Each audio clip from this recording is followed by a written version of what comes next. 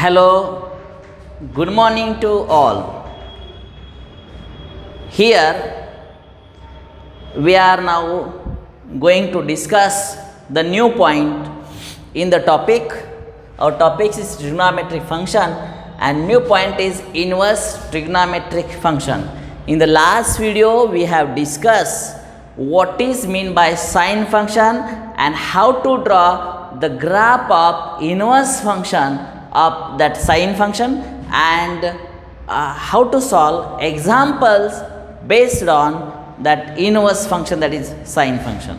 Okay, let us discuss now the new point, what is the graph of cos function. Okay, now we are discussing cosine function, the graph of cosine function. Look here, cosine function, the cosine function. We know that the cosine function is also continuous function. It goes on positive direction as well as negative direction. So positive infinity plus infinity. So we can write y equal to what? Cos x is called cosine function. Cosine function. And here x, number 1, x belongs to all real number. This is the domain. And number 2, y belongs to what? Here x belongs to all real number. Y below y is the range. Minus 1 to 1. This is the range of the function.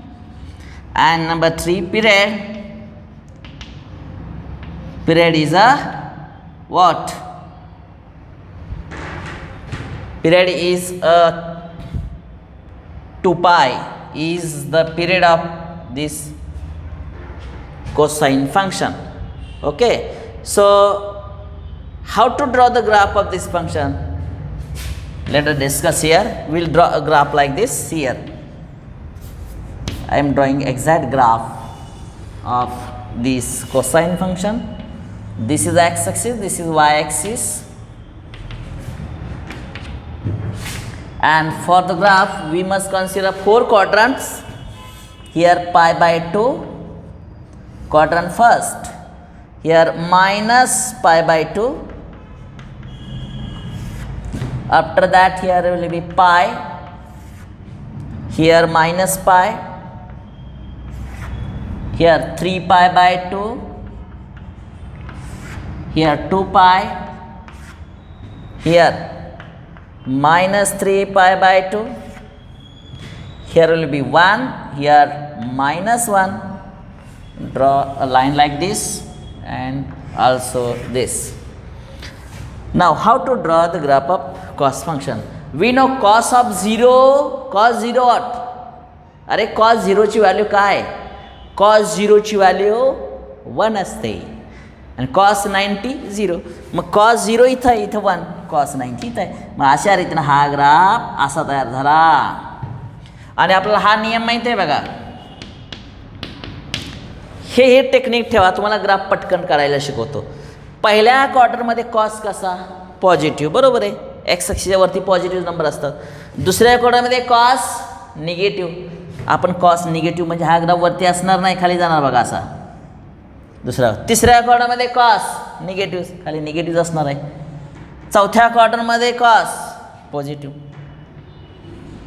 आणि अशा रीतीनं एक rotation पूर्ण झालेलं आहे. आणि एक rotation पूर्ण झालं की सिमिलर टाईप बघा, मी इथं डार्क करतो. सिमिलर ग्राफ बघा, हाच कसा बेंड झाला आहे ग्राफ, हा कसा बेंड झाला आहे बघा बरं. सेम तसाच बेंड व्हायला लागला आणि ते पुन्हा रिपीट व्हायला लागला. म्हणजेच काय, 0 पासून 2 पायपर्यंत 2 पाय झाल्यानंतर पुन्हा रिपीट व्हायला लागला, म्हणून पिरियड इज 2 पाय म्हटलेलं आहे. ओके, हे तुमचं क्लिअर झालं. हा ग्राफ मिनिमम -1 जातो, मॅक्झिमम 1, त्याला रेंज म्हणतात बघा, रेंज, बरोबर आहे. आणि व्हॉट इज डोमेन? डोमेन म्हणजे हे अँगल्स आहेत. आणि एक्स ॲक्सिसवर बघा बरं, एक्स ॲक्सिसवर काय टाकलं मी? अँगल्स लिहिलेत. 0 pi by 2. आता 0 आणि पाय बाय 2 म्हणजे 90 डिग्री. इथं 0 डिग्री, 1 डिग्री, 2 डिग्री करत करत हे सगळे अँगल्स आहेत. आणि हे अँगल्स इन्फिनिटीपर्यंत आहेत. इकडं मायनस इन्फिनिटीमध्ये म्हणजे x belongs to real number, this is a domain. आणि हे जे ग्राफ आहे ना हे आता निगेटिव्ह बाजूचा विचार करा बरं. वाय ॲक्सिसचे निगेटिव्ह अँगल कसे असतात बघा. जर आपण या पद्धतीनं असं रोटेट केलं बघा इकडून इकडं बघा, हा ग्राफ इथून असा रोटेट करत गेलो इकडं असा क्लॉकवाईज डिरेक्शन, अँगल कसे असतात निगेटिव्ह असतात. मग याचा विचार करा क्वाड्रंट कुठला आहे हा, पहिला म्हणायचं नाही, चौथा क्वाड्रंट. चौथ्या क्वाड्रंटमध्ये कॉस पॉझिटिव्ह बघा बरं, हा पॉझिटिव्ह. हा जर समजा इथं आपण मिरर ठेवला, आरसा ठेवला, तर ह्याची इमेज बरोबर इकडं उतरली पाहिजे बघा. हा क्वाड्रंट चौथा, पुढं क्वाड्रंट तिसरा, क्वाड्रंट दुसरा, पुन्हा असं. म्हणजेच हा ग्राफ इकडं इन्फिनिटीपर्यंत जाणार आहे, इकडं प्लस इन्फिनिटी, इकडं मायनस इन्फिनिटी. हा कंटिन्युअस फंक्शन आहे आणि अशा रीतीनं हा ग्राफ आपण काढून तयार झालेला आहे. आता हा जो ग्राफ आहे, सगळे ट्रिग्नॉमेट्रिक फंक्शन मेन्युअन फंक्शन असतात, अनेकांच्या व्हॅल्यू समान येत आहेत, म्हणून त्याचा इन्व्हर्स काढू शकत नाही. आणि इन्व्हर्स काढण्यासाठी जी कंडिशन आहे, रिपीट व्हायला नको व्हॅल्यू, असा जो नियम आहे, तर तो नियम सॅटिस्फाय करण्यासाठी कुठं कुठं ग्राफ कट केला पाहिजे त्याचा विचार करा बरं. ग्राफ कुठं बेंड होतं आहे त्याचा विचार करा. बघा ग्राफमध्ये हा ग्राफ झिरोला सुरुवात झालं आहे, इथंच कट बेंड व्हायला लागला बघा, समान व्हॅल्यू यायला लागल्या, लगेच कट करून टाका. मी इथं कट करतो, don't consider this side value. हा ग्राफ आता इथून सुरुवात करा झिरोपासून. ग्राफच्या व्हॅल्यू बघा, मॅक्झिमम व्हॅल्यू 1 आहे, कमी व्हायला लागली, डाऊनला यायला लागलं, डिक्रीजिंग, 0, -1. आता इथं बघा बरं, पुन्हा हे रिपीट व्हायला लागलं, बेंड व्हायला बघा, ग्राफ खाली येऊन पुन्हा रिपीट व्हायला लागला असा आहे का इथं. त्यामुळं हे रिपीट होतं ना, हे रिपीट कट करून टाका. का? कारण इन्व्हर्ससाठी ती कंडिशन आहे, रिपीट व्हायला लागलं, मेनी 1 व्हायला लागलं की इन्व्हर्स काढता येत नाही. आणि म्हणजे हा जो आता ग्राफ दिसतोय बघा तुम्हाला, हा बघा मी ग्राफ कुठला दाखवणार आहे, हा इथं बघा, एवढा पोर्शन लक्षात घ्या, बस एवढाच ग्राफ, म्हणजे हा एवढा. इथंच तुमचा कॉस इन्व्हर्स सी डेफिनेशन बसलेले आहे. प्रिन्सिपल व्हॅल्यू याला म्हटलं जातं. आता हे वेगळ्या पार्टमध्ये मी कसं सांगतोय ते जरा बघा. हा सेट ए, हा दुसरा सेट बी, इथून इकडं जाणारा फंक्शन काय कॉस, आणि इकडून इकडं जाणारा फंक्शन कॉस इन्व्हर्स. याला एक्स माना, याला y. Cos of x equal to y. बघा मी काय सांगतोय, cos of x equal to y. बघा कॉस ऑफ एक्स म्हणजे काय, वाय. बघा कॉस ऑफ एक्स म्हणजे वाय. पण हा जो आहे ना एक्स, इनफायनाईट अँगल्स आहेत, आपणाला इथं कट केलं आहे बघा. कट केलं आहे म्हणजे झिरोचा त्याचा विचार करू नका, आणि इकडं पायच्या इकडं अजिबात विचार करू नका. त्यामुळं हा जो एक्स म्हणला आहे ना, मी बॉक्स करतो, त्यामुळं 0 to पाय असाच विचार करतो. बघा बरं, 0ला ग्राफ कट केला आहे आणि इथं पायला ग्राफ कट केला आहे. का कट केला आहे कारण सांगितलं, हे रिपीट व्हायला लागलं व्हॅल्यू, इथंही रिपीट व्हायला लागलं आहे. त्यामुळं 0 to पाय हा झाला domain of this. Number 1, x belongs to what, बोला 0 to पाय. बघा बरं, 0 to पाय हा झाला या कॉसचा डोमेन, आणि त्याची रेंज बघा बरं. ग्राफ बघा ना, maximum 1 value, minimum -1, this is range. Number 2, याला आपण 1 आणि -1 म्हणणार आहे, म्हणजेच y belongs to -1 to 1. Okay. आणि हे आत्ता जे दिसतोय हा झाला कॉस फंक्शन. आणि फॉर इन्व्हर्स, लक्ष द्या जरा, हा सगळ्यात महत्त्वाचा आहे. इन्व्हर्ससाठी इकडून विचार करा, कॉस कोसाइन फंक्शनसाठी वरून विचार करा. याचा डोमेन हा झाला रेंज. बरोबर आहे का? आणि इथून विचार करता जी वरच्या फंक्शनची रेंज होती ती आता ह्याचं काय येणार आहे? डोमेन. जिथून फंक्शन बाहेर पडतोय, वरून बाहेर पडतोय, हा डोमेन झाला, ही झाली रेंज. याचा विचार, हा इकडून बाहेर पडतोय, ही झाली, हा झाला डोमेन, ही झाली रेंज. म्हणजे कॉस इनवर्स ऑफ वाय, बघा cos inverse of Y, cos inverse of Y म्हणजे एक्स. हे जे दिसतंय हे झालं inverse function is cosine inverse cos function is inverse cosine function.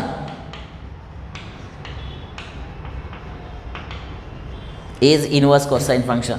Number 1. आता ह्याचा डोमेन काय तर बघा ना, इकडून डोमेन काय, डोमेन हा एवढं दिसतंय ते. त्यामुळे हे जे वाय ना, वाय बिलॉंग्स टू अट -1 to 1, हा झाला डोमेन.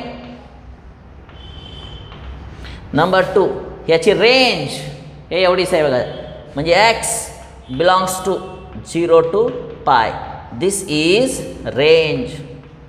आणि सगळी एक्झाम्पल्स यावरतीच आधारित. एवढा पार्ट लक्षात ठेवा, एवढा पार्ट लक्षात ठेवा.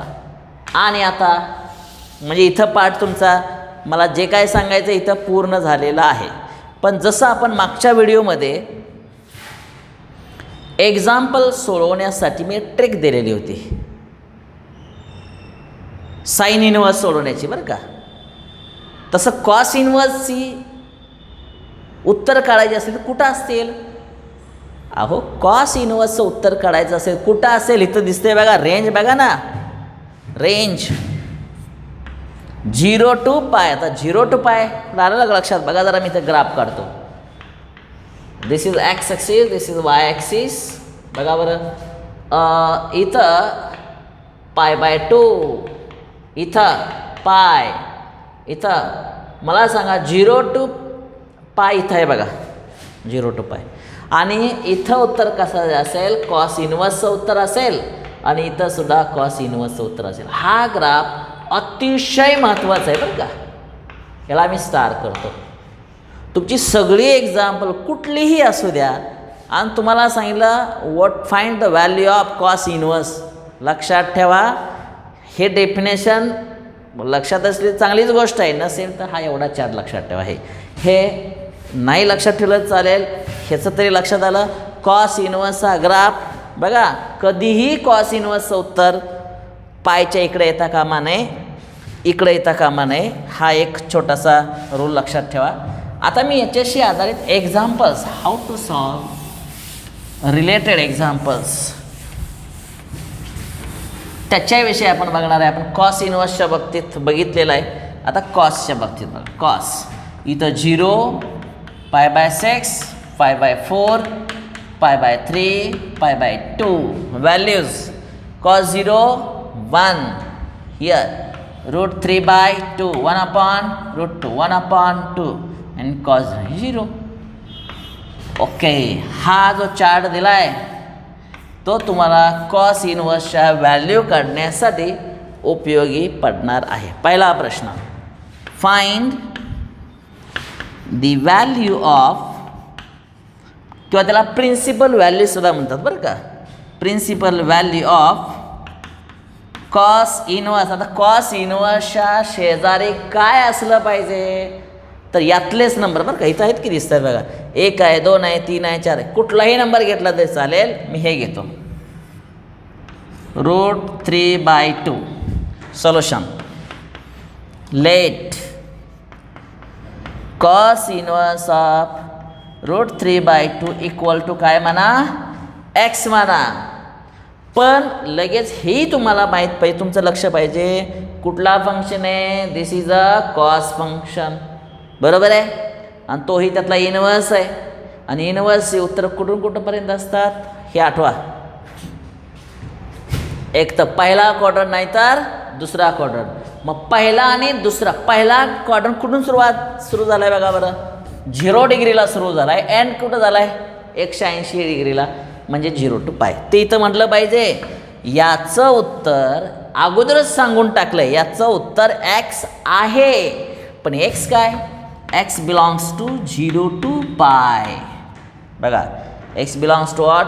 0 to पाय, हे त्याचं उत्तर झालेलं आहे. पण खरोखर ॲक्च्युली पहिल्या क्वाड्रंटमधलं उत्तर आहे का दुसऱ्या क्वाड्रंटमधलं उत्तर आहे मला सांगा. √3/2ला कुठलं चिन्ह आहे, प्लस की मायनस? अहो प्लस आहे, म्हणजे याचं उत्तर फक्त पहिल्याच क्वाड्रंटमध्ये येणार आहे. बघूया हे याचाच अर्थ काय. cos of x equal to √3/2 that is, हे असं लिहायचं तुम्ही. कॉस इकडं ॲक्च्युली पाठवता येत नाही, पण हे आपण मगाशी ग्राफ काढलाय बघा. कॉस ऑफ दिस, हे रिलेशन दिलेत बघा. Cos of this number is equal to हा नंबर, आणि मग इनवर्स ऑफ दिस फंक्शन म्हणजे हा. बरोबर आहे. आता cos of x equal to cos √3/2 या चार्टमध्ये बघा π/6, याला बॉक्स करा, म्हणजेच x इक्वल टू काय π/6, आणि हा π/6 म्हणजे किती डिग्री, 30 डिग्री, आणि 30 डिग्री हे इथं पहिल्या क्वार्टरमध्ये आलंच ना. मग इथं आपण म्हणू शकतो हियर π/6 बिलॉंग्स टू 0 to π, आणि म्हणून हेच उत्तर तयार झालं. आणि देअरफॉर फायनल व्हॅल्यू इज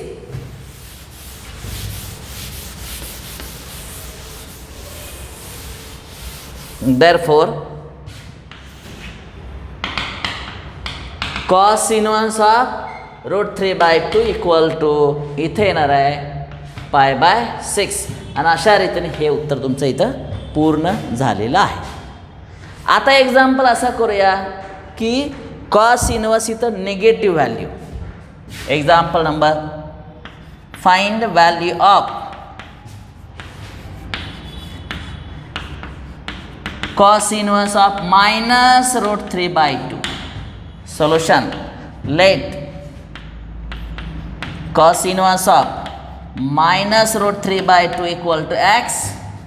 बघा मायनस असो प्लस असो नियम बदलत नाही. कॉस इनवर्स आहे, उत्तर x मानलं. कॉसचे उत्तर कुठं कुठं असतात, क्वाड्रंट पहिला आणि दुसरा, हा चार्ट आठवा तिथला तो. तर इथे यायला पाहिजे x बिलॉंग्स टू 0 to π.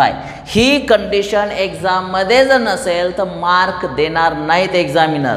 त्यामुळं तुम्हाला इनवर्सच्या बाबतीत काय माहिती आहे हे एक्झामिनरला सांगता यायला पाहिजे, इनवर्सच्या बाबतीत, तेही कॉसच्या बाबतीत. आता पुढची स्टेप बघा, म्हणजेच काय, cos of x equal to -√3/2, म्हणजेच cos of x equal to minus as it is cos √3/2 इथं बघा π/6. आता बरेचसे विद्यार्थी काय करू शकतात, कॉस बाजूला मायनस, आपण असं घेताच येत नाही ना निगेटिव्हच्या बाबतीत. मला सांगा हा असा रूल आहे का सांगा बरं. cos of -θ equal to -cos θ हा रूलच नाही आहे. त्यामुळं -cos π/6 म्हणजे बरेचसे विद्यार्थी चुकीचं असं लिहितात बरं का. बघा रॉंग स्टेप असं लिहितात, आणि मग x इक्वल टू -π/6 म्हणतात की जे चुकीचं आहे. मला सांगा कॉसची व्हॅल्यू किती काढली तुम्ही, -π/6. अर्थ कळाला का -π/6? अहो इथं बघा ना -π/6 या क्वार्टरमध्ये आलं की ज्याचा कॉसचा इन्व्हर्स तिथं नसतोच मुळे.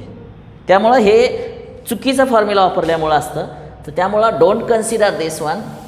त्यामुळं cos of x equal to don't consider negative sign. Only इथं काय येणार आहे,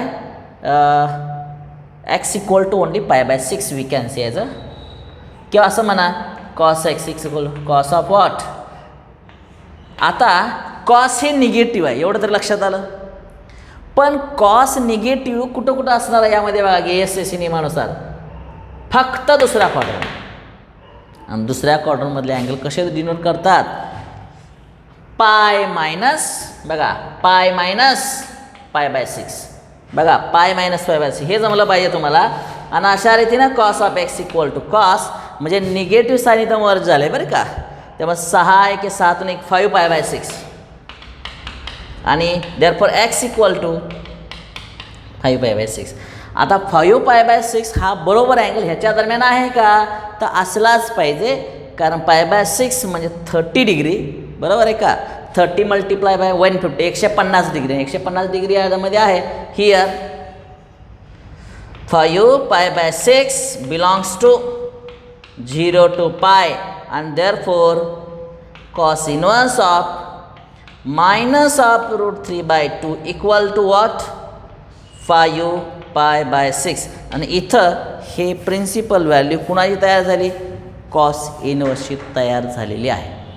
लक्षात आलं का. अतिशय महत्त्वाचा पाठ आपण इथं पूर्ण केलेला आहे. ओके, पुन्हा एकदा सांगतो, तुम्हाला परीक्षेमध्ये how to draw graph of cosine function सांगितलं जात नाही. तुम्हाला कॉस इनवर्सच्या बाबतीत काय माहिती आहे तेवढंच लक्षात ठेवा. कॉस इनवर्स काढायचा असेल तर कॉसचा ग्राफ कंटिन्युअस फंक्शन असा असतोच, पण इनवर्ससाठी मेन इव्हन फंक्शन चालत नाही, 1 लागतो. म्हणून काय करा, जिथं ग्राफ बेंड होतो आहे तो कट केला. मागाशी बघा ते व्हिडिओ जरा मागं घ्या जरा आणि तुम्ही ते बघा, मी कुठे ते एक्सप्लेनेशन केलेलं. तर 0च्या वरती कट केला आणि इकडं पायच्या तिथं कट केला, तर 0 to π बघा बरं, 0 to π ग्राफिकल प्रेझेंटेशन 0 to π म्हणजेच कॉस इनवर्सच्या बाबतीत जी उत्तरं काढायची आहेत ते एकतर पहिल्या क्वाड्रंटमध्ये आन्सर येणार आहे, नाहीतर क्वाड्रंट नंबर दुसऱ्या. एवढंच तुमच्या डोक्यामध्ये असू द्या. बरं, कॉसच्या बाबतीत, कॉस इनवर्सच्या बाबतीत एक्झाम्पल कुठं सापडतील शोधत बसू नका. तयार करूया एक्झाम्पल. कशी करायची बघा. फाइंड द व्हॅल्यू ऑफ, कदाचित प्रिन्सिपल व्हॅल्यू शब्द वापरतात बरं का. Find the value of cos inverse √3/2. आता √3/2 ह्या चार्टमध्ये हा पार्ट घेतला आहे बरं का. पण एक लक्षात ठेवा, तुम्ही ॲज अ होमवर्क म्हणून किंवा प्रॅक्टिस म्हणून कॉस इनवर्स ऑफ 1 म्हटलं की 0 उत्तर येणार आहे. कॉस इनवर्स ऑफ 1/√2 म्हटलं की हे उत्तर येणार आहे. कॉस इनवर्स ऑफ 1/2 म्हटलं की हे उत्तर येणार आहे. कॉस इनवर्स ऑफ 0 म्हटलं की π/2 येणार आहे. हे माहीत असू द्या जरा, आपण फक्त याचा विचार करतोय. सुरुवात बघा, let cos inverse of this equal to x. याचं उत्तर सुरुवातीला माहीत आम्हाला नाही. Let this number equal to x. पण हा जो x आहे ना, x बिलॉंग्स टू 0 to π. कॉसचं उत्तर पहिल्या आणि दुसऱ्या क्वाड्रंटमध्ये असलं पाहिजे, हे तुम्ही एक्झामिनरला अगोदर सांगताय. आणि मग इथून पुढं सोपं आहे ना पाठ. हे जे लिहिणं आहे याचाच अर्थ काय, हे कॉस इनवर्स इकडे गेलं की इनवर्स काढून टाका. Cos of x equal to हे √3/2 इथं ठेवा. हे साईन असंच आहे आणि √3/2 या चार्टमध्ये दिसतंयच बघा. कॉस तेही π/6 म्हणजे √3/2. ओके, आणि मग दोन्ही बाजू कॉस कट करा. राहणार x इक्वल टू π/6 आणि π/6 म्हणजे 30 डिग्री. आणि इथं सांगायचं हे π/6 हा अँगल 0 to π/2च्या दरम्यान आहे, म्हणजे क्वाड्रंट पहिला आणि दुसऱ्याच्या दरम्यान ह्याची व्हॅल्यू आहे. आणि ह्याचं उत्तर हे तयार झालेलं आहे. क्लिअर. आता मी काय केलं आहे, what is about negative number. जर इथं निगेटिव्ह असेल तर find the value of cos inverse of negative √3/2. Technique बदलत नाही, रूल तोच. याला x माना, कॉस इनवर्स आहे त्याचं उत्तर नेहमी पहिल्या आणि दुसऱ्या क्वाड्रंटमध्ये असलं पाहिजे. ओके, आणि म्हणून cos of x equal to हा नंबर इथं तसाच ठेवा, हे मायनस साईन तसंच ठेवा. आणि √3/2 आहे, याला म्हणूया कॉस π/6. बरोबर आहे. आता परंतु कॉस हे निगेटिव्ह आहे बघा. कॉस हे निगेटिव्ह. कॉस निगेटिव्ह पहिल्या क्वाड्रंटमध्ये असणार की दुसऱ्या क्वाड्रंटमध्ये असणार आहे, दुसऱ्यामध्ये. आणि दुसऱ्यातला अँगल कसा दर्शवतात, π- बघा π- हेच π/6 इथं घ्यायचं. 6 1 6 इथं 5π/6 इथं लिहिलं आहे. आणि x इक्वल दोन्हीचं कॉस कट करा. x इक्वल टू 5π/6 आणि 5π/6 हा बरोबर नंबर पहिल्या आणि दुसऱ्या क्वाड्रंटच्या दरम्यान आहे. त्यामुळे प्रिन्सिपल व्हॅल्यू जे काढली ती याच पद्धतीनं तयार झालेली आहे. तर विद्यार्थी मित्रो, इथंपर्यंत आपण आता बघितले. आता मी काय करतो, एक्सप्लेन करण्यासाठी अजून एक इथली व्हॅल्यू घेतो, 1/√2. Find the value of. तुम्ही बदल सांगायचे आहेत मला. विचार करा. मी सांगायचं काम करतो की तुम्ही सुद्धा मी उत्तर सांगायच्या अगोदर येते का बघा. 1/√2 हे सगळं लिहिलं आहे तर ठीक आहे, पण जरा काही मिनटासाठी विचार करा. जर हा प्रश्न CETला विचारला तर कमी वेळेत उत्तर यायला पाहिजेत ना. बघा कॉस इनवर्स ऑफ, मी इथं विचार करतोय बघा कुठं, बघा कॉस इनवर्स ऑफ 1/√2. तुम्हाला 1/√2 लहानपणापासून किंमत माहिती आहे की 9वी 10वीला. 1/√2 म्हणजे 45 डिग्री, 45 π/4, बरोबर आहे का. म्हणजे याचं उत्तर π/4. आणि π/4 पहिल्या क्वार्टरमधलाच अँगल आहे की एक उत्तर तयार, बरोबर आहे का. 1/√2 बघून π/4 तयार झालं.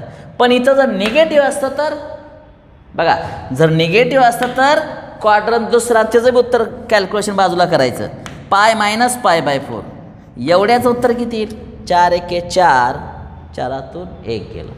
3 π/4 म्हणजे 135 डिग्री. संपलं उत्तर. लक्षात आला का. बोर्डसाठी लिहायचंच आहे, पण हे सगळं काढायचं आता कमी वेळात उत्तर देता यायला पाहिजे. आता मी काय करतो, हे आपण उत्तर काढलेत ती लिहायची कशी बघा. इथं 1/√2 ही बाकीची माहिती अशीच. इथं 1/√2 तसंच येणार आहे. हे असंच इथं π/4 असणार आहे. आणि इथं π/4, इथं π/4, इथं इथं 1/√2 असेल, इथं π/4. आणि ही प्रिन्सिपल व्हॅल्यू तयार झालेली आहे कुणाची, कॉस इनवर्स ऑफ 1/√2. बरोबर आहे. आता पुढं जाऊया. Find the value of -1/√2. इथं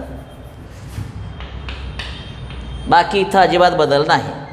इथं -1/√2, इथं -π/4, π - π/4, इथं 3 π/4, इथं 3 π/4.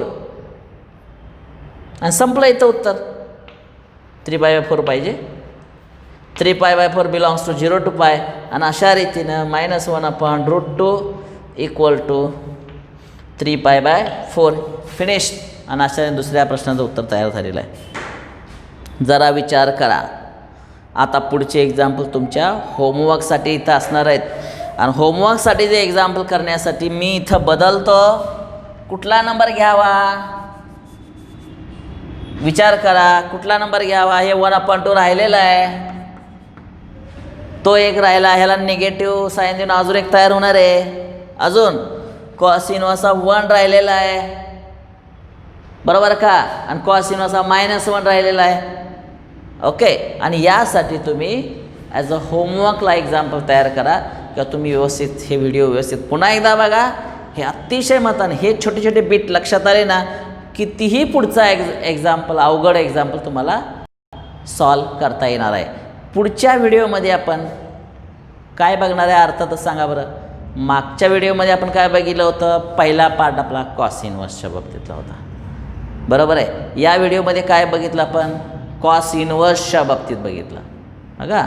आणि याच्यानंतर येणाऱ्या व्हिडिओमध्ये टॅन इनवर्स ग्राफ कसा असतो, त्याला कुठं बेंड करायचं आहे का, कुठं कट करायचं आहे का, हे बघणार आहे. आणि त्याची रिलेटेड इनवर्सची एक्झाम्पल कसे असतात त्याच्याविषयी माहिती आपण पुढच्या व्हिडिओमध्ये बघणार आहे. तो व्हिडिओ अजिबात चुकवू नका.